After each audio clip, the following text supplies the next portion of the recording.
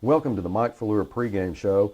Coach, so far you and I have done 9 pregame shows, 9 postgame shows, but I don't think there is a sweeter show that we have done as the last one we did after the 52-13 victory over Southside.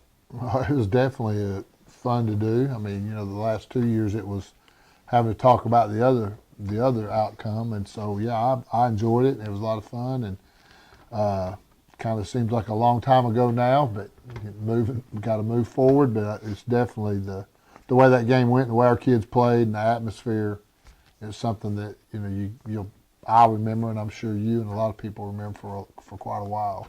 Coach, just as fans, no question, it's something that we've been missing for quite a few years, and as I stated in your postgame show, thank you to you and your staff for the hard work that you put in to get the kids ready for that. You said something to me that was really interesting in the postgame show. Before you guys took the field, there wasn't that hyped up speech to go out and beat this team. Tell me what it was like before the game started. Well, I mean, you could tell. Just I try to ask all the coaches after we warm up, how are they, and they were all like, Coach, they're ready to play. I mean, so. And, sometimes you get fooled by that, too. You think you're ready and you're not. But, when you play in that kind of game, and I just based off the last 3 years, that our kids get to the point where they're too excited. And when you do that, you tend to do bad things. You don't, you overrun plays. You don't tackle well. You may reach in there and get a face mask penalty or hit late. So one of the coaches who does a good job every week talking to them before the game wanted to get them, and I said, no, we don't need to do that. If they're not ready to play right now, there's something wrong. We need to just let them calm down. So that's what we did. They were still a little hyped up, but once we settled down, everything was fine. And there are times you need that speech to get them going, but that was definitely not one of them. Coach, that was really interesting to me because when I played, we did need that speech. We were not a very good football team at the time, hadn't performed very well, but it's something that turned us around to help us win that football game. And it's different to hear you say that, and the more I thought about it, the more it made sense. It's a feel, I guess, you have for your players and what they need and what they don't need. Well, the one thing I will say about this football team is every week they have come out, and I'm not going to say they've played at their top ability every week, but you don't need them to do that every week. And they've only one time, do I feel like, came out and played at a low level, and that was against Little Rock Catholic. And it showed in our tackling and the whole thing that we did. So what I've tried to tell them, and I've told them for the last 3 years, and these guys have heard it for 3 years, 29 of them, so is you're going to play for the most part the way you prepare on Monday and Tuesday and Wednesday and Thursday, and if you get yourself ready mentally on Friday, you don't have to be up there in that, whatever you want to call it, sphere, of excitement. You've got 10 games. You can't be up there all the time. Come out and play the way you are. And if you talk to our kids, I listen to them when they talk to the newspaper guy or the Channel 5. They're listening because they talk about, we come out and we prepare every day. We do our job. I mean, that's what this comes down to. They have a job to do. Exactly. It's a game, but in that game, they have a job. Each one of them has a job to do, and if they do their job, then collectively as a team, we're successful. So they're listening, and that's what I love about this group. They just come out and they work every day, and they know they've got a job to do. Coach, you mentioned the Catholic game, and they didn't come out. They were a little bit, the legs weren't live that particular game. They're a little bit flat. But you had said before the game in your pregame show that week of practice you just didn't feel it. Yeah. And so you were concerned about the way they were going to perform. And so that brings me to my next question. This week's practice. Season was over. You finished 7-2, 6-1 in the conference. A victory that is so satisfying against Southside, something that not just the team needed but the fans needed. You brought that to us. Now you've got a week off. We talked about momentum before that game. How will that win and a week off, how will that help our momentum going into this football game? Well, I mean, coming from Georgia, we have a open or bye week every at least one in a season. Sometimes you have two. And I always try to schedule them in the middle of the year to give you a break, more mentally than physically, because you just, every week you've got to get ready to play and beat somebody. And so in this case, I guess the thing that scared me a little bit is we've never had one. And how are our kids going to handle it? Are they going to come and practice, or are they just going to go through the motions and those kind of bit? We actually practiced like we normally would 2 days last week. Tuesday and Wednesday, we had two good football practices, and we rolled the dice a little bit, thinking we were going to play Bentonville.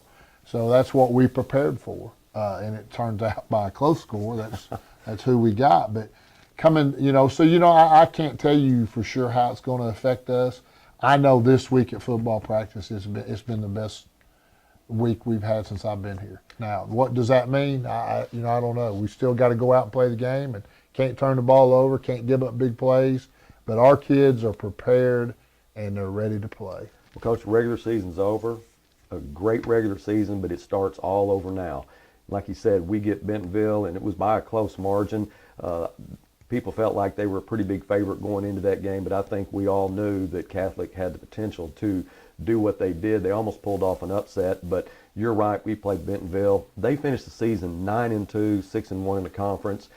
They're a very, very solid football team. Oh, they're good. I mean, the top three schools up there, them, Fayetteville, and Springdale Harbor, are as good as anybody in this state. So we're going to have to play a good football game, as good as we've played all year, to be successful. And that's what I expect. That's our kids, like I said, they've had a great week. They're in tune mentally what they've got to do. They're excited. Sometimes I've said this, the teams that do good in the playoffs are the teams that are used to being there, and they're excited about being there, and they still want to practice. And a lot of times you get there and you got guys that are really ready for it to be done. They're tired, they're wore out, they don't want to go. So I was a little worried about that, but I'm not now. I mean, I've watched them and I see how excited they are about the game, and so we just have to go out and perform during the game. Coach, Bentonville is probably one of the more solid teams that we have faced this year. They just don't have any real weak spots. They have those players like you talk about that can beat you, that stand out. But overall, they're just a well-coached, solid football team in every phase of the game. You hear a lot about assignment football. For people that don't really understand assignment football, how important is it not to miss your assignments in a game like this? Oh, you got to figure it's going to be a close football game. So what I try to tell them, and big games are decided on very few plays. You're going to play 60, 70 plays on offense, the same on defense, and there's going to come down to one or two plays that are going to stick out in your mind when it's over. If we had done this, or if they had done this, the game changes. And so we've got to be ready, and they've got to be where they're supposed to be. I'm not going to say all the time, but the majority of the time. And it's the same thing for Bentonville. With us running the option the way we've run it, they have to take care of assignments. And then if they don't, you see what we're capable of with Trey and the other folks. So it's going to come down to which team performs and does the best for 4 quarters. Well, Coach, we talk about assignment and how important it is to miss assignments and not miss assignments in a game like this. We're pretty evenly matched with them when it comes to point production. I think they average 35, we average 32. Defensively, we're both at about 15. So it's evenly matched when it comes to that. Rhythm. How do you get into a rhythm to start against a team like that? Well, I think in any game, everybody does what they do. I mean, we're a 3-4 defense, and we're what you call spread offense, but we're going to run the ball. They are 3-4 defense, and they're more of a 2 tight end, 1 back. So that's what you prepare for. But everybody's going to make some slight changes, Defensively, they may do something a little different because they feel like they have to take care of Trey.